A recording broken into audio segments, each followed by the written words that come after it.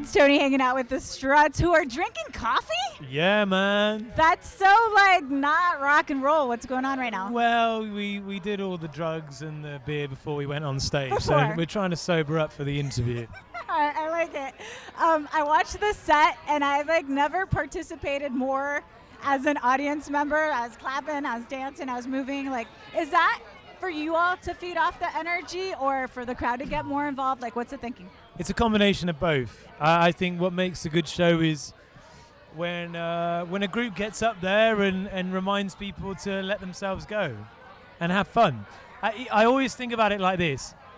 When I was 8 years old, I went to my very first school disco. And it must have been about 2 hours long. And for an hour and a half, I was too scared to dance. And then I remember thinking, I'm just going to do it. And I just started dancing. And then, 20 minutes, half an hour flew by. And I was like, I wish I'd just done it from the very beginning. And that's always stayed with me. And that's the mentality. It's everyone's just got to get into it straight away so you make the most of it. So another thing that obviously stood out about the set is the grandness of the songs, the arena-ness. I don't know if that's the right term, but I like that, the arena-ness. The arena-ness. I'm making up words now.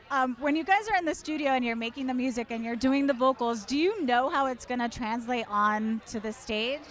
Not really. That's the fun part, isn't it? We kind of do the song.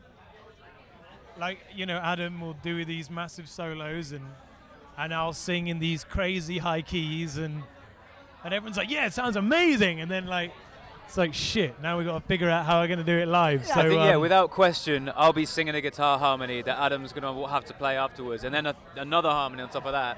And we've got the one guitarist, so there's not really any live options, but you just don't think about that at the time. But I think that's the fun part. It's if people want to listen to the record, then go home and listen to the record, but when you watch the Struts live, it's going to be different. I like the way that we can interpret the songs slightly differently and give people a unique experience rather than just It was so fun. play, It's so fun. Thank you. Yeah.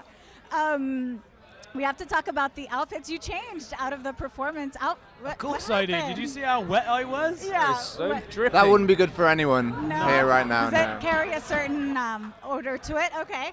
A good odor, manly odor. Uh-huh. Women go crazy for it. Do they? I have to beat them off with a stick, How many times have you heard, you should have been the star of Bohemian Rhapsody? Including that one. Including that 1,000,003. I like to be unique with my questions. All right, you guys take people back to the glory days of rock, but you somehow do it without those really annoying comparisons of you sound exactly like. So you take people back while still being yourselves. So how do you walk that line? How do you avoid that trap? Well, I think the key is rip off more than one band. That is the hidden secret. No, in all honesty, that is the truth. It's we stylistically it began, with a certain era, and we always go back to there. But musically, it's there are many things that we love. There's many things that every time we go in the studio, it's we need something which is going to be like this, and we pull out tens of different bands. I think that's the key. I think the four of us have got, between us, we've got a very eclectic bunch of tastes.